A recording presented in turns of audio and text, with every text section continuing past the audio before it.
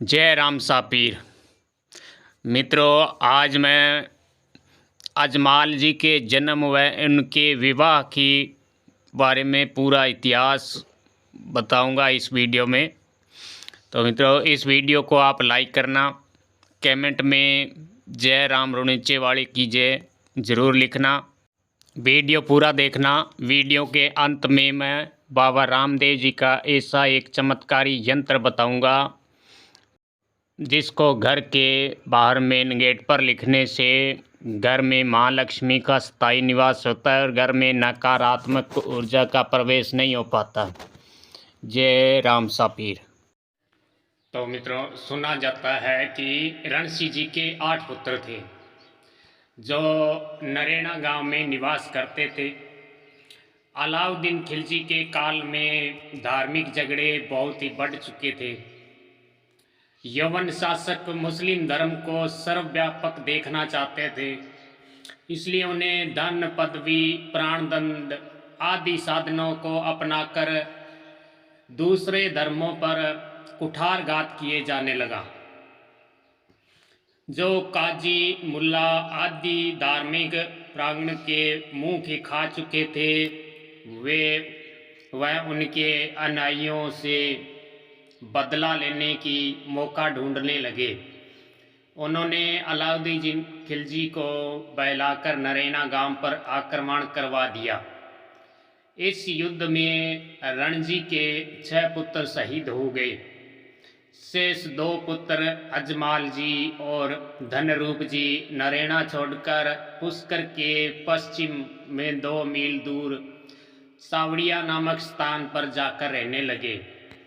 बादशाह की फौज वहां भी उनका पीछा न छोड़ा। तब वे दोनों भाई मारवेड़ के बाड़मेर जिले में शिव नामक एक तहसील है, उस तिल के पास उड़ू कश्मीर एक गांव में रहने लगे।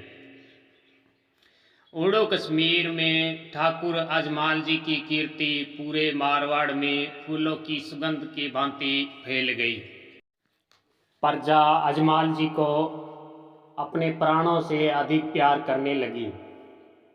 उस समय जैसलमेर के राजा जय सिंह के यहाँ एक कन्या का जन्म हुआ, परंतु वह पैरों से पंगु थी। महाराज ने ज्योतिषियों से कन्या के भविष्य के बारे में पूछा। तब ज्योतिषियों ने भविष्यवाणी की कि यह कन्या विकलांग होते हुए भी बहुत ही भाग्यशाली होगी और इसका नाम पूरे संसार में मैनादे के नाम से विख्यात होगा और इनके नाम से गाथाएं गाई जाएंगी। जो यह सुनकर किसी को भी विश्वास नहीं हुआ, परंतु ईश्वर की लीला न्यारी है, इसलिए वे सब चुप रह गए। समय के साथ साथ ही शुक्ल पक्ष के दूज के चंद्रमा के भांति माँ मैनादे बढ़ने लगी। साथ ही राजा रानी की चिंताएं भी बढ़ने लगी कि इस कन्या के साथ कौन विवाह करेगा, इसका जीवन कैसे पार होगा। तो मित्रों, पल में रंक राजा होए, राजा करे रंक, ईश्वर की गति विचित्र, आति जगत होए निशंक, मूक होए कोविद बुद्धि, जहाँ कृपा मलतार, गहन गिरी पंगु चढ़े, तो समरे सुख सार। मित्रों, यदि इस परम पिता परमात्मा बाबा की अगर कृपा हो तो असंभव भी संभव होकर सकल मनोकामना पूरी होती है और सब कुछ आसान लगने लगता है। तो इसी घटना चक्र में अजमाल जी की अचल धर्म परायण व दयालुता की कीर्ति के साथ नाम फूलों की खुशबू तरह छुप नहीं पाया और परमवीर राजा जय सिंह ने सोचा कि मेरी कन्या का विवाह रणजी के पुत्र अजमाल जी के साथ हो जाए तो मुझे बहुत खुशी की बात होगी। राजा जय सिंह जी ने अपने मंत्रियों व अपनी रानी से विचार विमर्श करके ब्राह्मण को बुलाकर आज्ञा दी कि आप शीघ्रता पूर्वक लगन लिखकर उड़ू कश्मीर जाओ, और परंतु मेणा दे की शारीरिक विकलांगता के बारे में उन्हें मत बताना। तो पंडित जी उड़ू कश्मीर पहुँचे। वहाँ राज्यसभा पे सिंहासन पर अजमाल जी विराजमान थे। ब्राह्मण देवता का सबने अपने स्थान से खड़े होकर स्वागत किया और कुशल समाचार पूछा। और फिर अजमाल जी ने ब्राह्मण देवता को आने का कारण पूछा। तब ब्राह्मण देवता ने कहा कि मैं जैसलमेर के राजा जय सिंह की पुत्री मेणा दे का शुभ लगन लेकर आया हूँ। अजमाल जी के लिए शुभ नारियल लाया हूँ। आशा है आप यह नारियल स्वीकार करेंगे। ब्राह्मण देवता का शुभ वचन सुनकर सारे दरबार में खुशी छा गई। अजमाल जी ने नारियल स्वीकार कर लिया। पंडित जी स्वकीर्ति का समाचार लेकर जैसलमेर पहुँचे। अब वैवाहिक सामग्री की सजावट की पूर्ण तैयारी होने लगी। विक्रम संवत 1415 वैशाख शुक्ल अक्षय तिथि के दिन बारात ने जैसलमेर को प्रस्थान किया। बारात के जैसलमेर पर शहर में सभी स्त्री पुरुष ने स्वागत किया। वर का तोरण द्वार पर लाया गया। रानी ने दूल्हे की आरती उतारी। सब व्यवहारिक रीति रिवाजों के बाद वर को विदाई वेदी पर बिठाया गया। मेणा दी को माता की गोद से उठाकर चमरी पर बिठा दिया गया। मंगल ध्वनि और ब्राह्मणों की वेद ध्वनि, बंदी चरण, मनसोच्चारण की जय ध्वनि कर कोलाहल हर्षनाद होने लगा। वर वधू के हाथों में कुल देवताओं की पूजन कराया।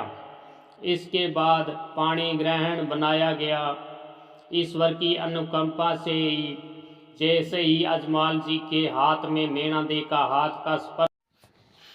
हाथ से स्पर्श होते ही मेणा दे की आंखों में रोशनी आ गई। और फेरों के समय रणजी के गुरु प्रसाद तपस्या व अजमाल जी के सरल स्वभाव के वह उपर्जित हरि भक्ति के प्रभाव से मेणा दे समेत ही स्वाभाविक गति से उठकर चौरी बौरी करने चलने लगी। यह देखकर जैसलमेर के राजा जय सिंह, रानी सभासदु व नगरवासियों का खुशी का ठिकाना न रहा। राजा जयसिंह ने खुशी से साथलमेर तक राज्य फैलाने की अनुमति दी। साथ ही साथलमेर से 3 मूल दक्षिण में एक गढ़ बनाकर रहने को दिया। अजमाल जी ने चमरी के समय अपने ससुर को पोकरणगढ़ के नाम से गढ़ को विख्यात करने का वचन दिया। इस प्रकार बारात विदा किया। दहेज में हीरा, पन्ना, माणिक, मोती, आभूषण, सोना, चांदी, दास दासियां, हाथी, घोड़े, बहुत सा धन अजमाल जी को दिया। और रानी मेणा दे के साथ उड़ू अजमाल जी दहेज लेकर और अपनी रानी मेणा दे के साथ उड़ू कश्मीर पहुँचे। वहाँ घर पर स्त्रियों ने मोतियों भरे थाल से बारात का स्वागत किया।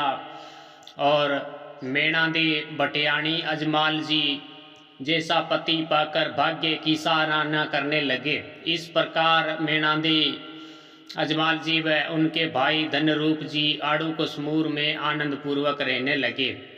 कुछ वर्ष बाद धनरूप जी अपने बड़े भाई अजमाल जी से आज्ञा लेकर जीवित समाधि लेने की अनुमति मांगी, परंतु भाई अजमाल जी ने आग्रह पूर्वक उनके आज्ञा नहीं दी। तो एक दिन से ही साधु के वेश धारण कर धनरूप जी घर से निकल गए। तीर्थाटन करते हुए अनेक स्थानों का भ्रमण किया। अंत में मेवाड़ के मंडी मियाल नामक गांव में जीवित समाधि लेकर अंतर ध्यान हो गए। जब आजमाल जी को उन्हें मालूम पड़ा कि छोटी भाई धनरूप ने समाधि ले ली है तो उन्होंने बड़ा दुख हुआ। अब वे द्वारकाधीश की सेवा में दिन बिताने लगे।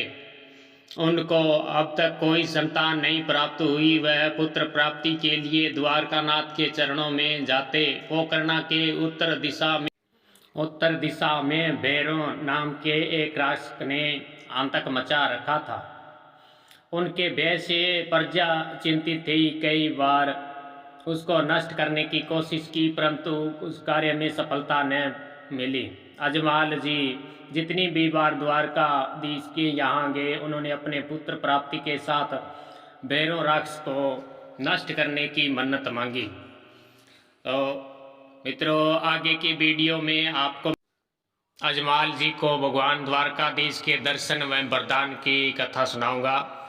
अब मैं आपको जो ये यंत्र बता रहा हूँ इसको किसी शुभ समय में अपने द्वार पर कुमकुम और केसर घिसकर इसको लिखने से घर में किसी प्रकार की कोई नकारात्मक शक्ति नहीं घुसती है और घर में माँ लक्ष्मी का स्थायी निवास होता है। साथ ही आप लिखते समय माता मैना दे का और लक्ष्मी अवतार नेतल दे का 7 बार नाम जरूर लेना है। तो मित्रों, अगर आपको वीडियो पसंद आए तो लाइक करना, कमेंट करना, चैनल को सब्सक्राइब करना। जय गुरुदेव, जय रामधनी।